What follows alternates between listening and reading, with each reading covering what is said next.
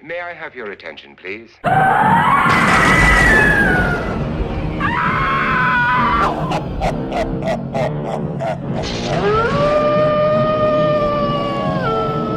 It's Markers and Monsters Drawlloween 2017.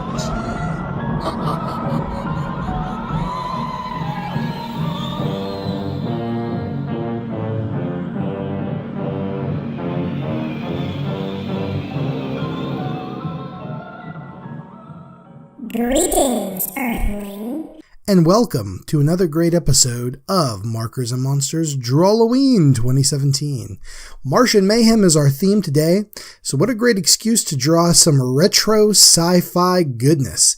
I love this style of artwork and everything that goes along with it. I'm a huge fan, and I'm glad to be able to get to draw some finally for you guys and to talk about it. As you can see, I've got a Martian Princess space babe going in right here. Behind her is going to be a big, slimy, green, bug-eyed monster. His eyes are literally bugging out, and they're on stalks.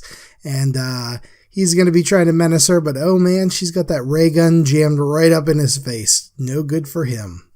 Now, this style of retro sci-fi goodness, you might call it ray gun gothic, you might call it retro futurism, whatever you call it, it's awesome. And it originates back from the 1920s and 30s with pulp magazines being huge at the time. Now, if you don't know, pulp magazines were cheap periodicals printed on pulpy paper, thus pulps, that featured stories that are mostly pure entertainment. Rather than trying to be literature, you got stories about, Martian princesses, dudes with swords and ray guns and rocket ships and all that kind of fun stuff. In addition to other stories that were in the pulps like Lovecraft and Conan and stuff like that. But we're talking space adventures, man. There were a bunch of magazines, and if you look them up online, you could see their amazing cover art too. But you have magazines like Planet Stories, Astounding Stories, Astonishing Stories, Super Science Stories, Super Science Fiction Stories. The list just goes on and on and on. Most of them end with the word stories, oddly enough, or tales, as in the case of Weird Tales. But cool stories, great cover artwork that really just sucks you in. Now, everything in life follows a progression, so these magazines and stories and stuff like that were very inspirational, I feel, to filmmakers at the time.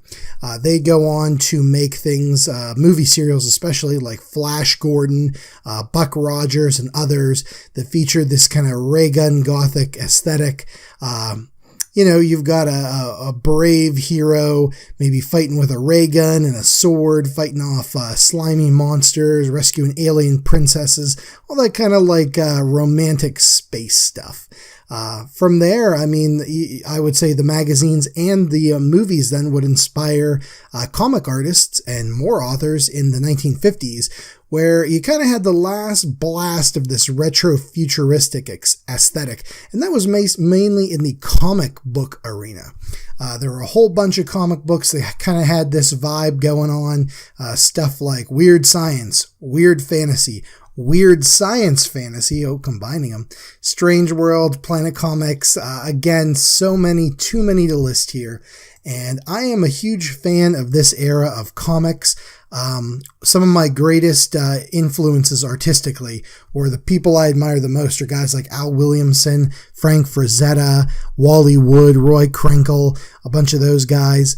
Now, they did a lot of horror covers, I will say that, but they also did a lot of covers of things in this style. Al Williamson's Flash Gordon artwork is still some of my favorites. And what can I say about Wally Wood? His stuff is amazing, and you should check it out. So yeah, that was the last blast of this kind of retro-futurism for quite some time. I think once we actually started going into space, and the actual science of like sending a man into space, letting him orbit the planet, even going to the moon, the realism kind of, overrode the romanticism of this type of artwork and this type of story. So it's almost like real life intruded and was like, hey, this isn't what space is like. And everyone said, oh, okay, sure. Which I get to an extent. It's nice to take a look back, though, and look at this kind of artwork and just to admire it for what it is and the types of stories that they told. I think what really jettisoned this back into the forefront of popular consciousness a bit is actually the original Star Wars film from 1977.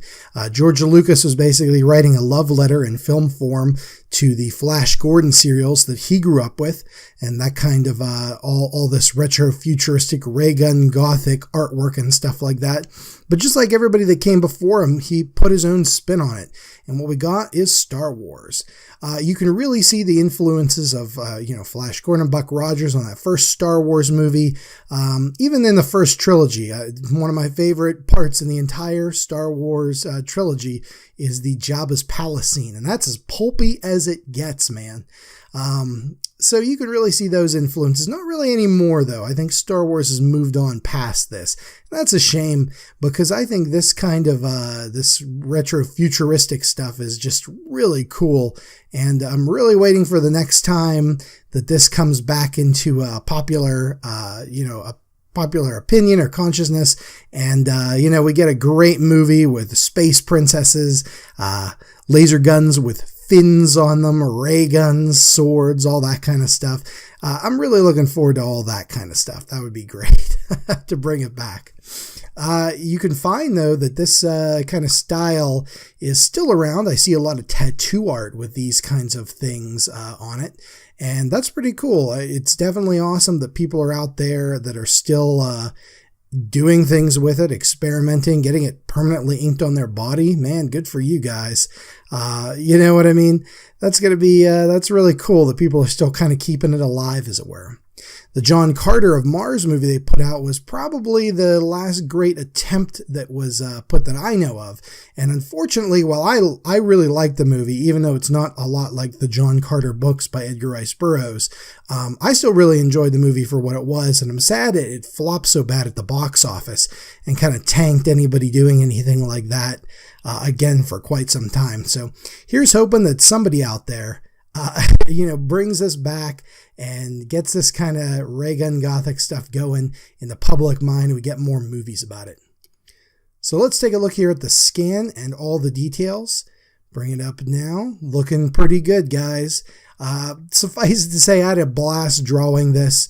Right up my alley, right what I want to do. I don't get to draw, seductive looking women very often. So it was fun to kind of do something like that. And I hope you guys enjoyed checking it out. And I hope you've been enjoying Drawlloween as much as I have been. We got a lot of great more art coming up for you in the next couple of days. So please stay tuned for that and leave me some comments anywhere on social media. Like, share, subscribe, all that fun stuff. And yeah, that's about it, guys. So until tomorrow, may your laser gun shoot true and may your rocket fly straight. Bye.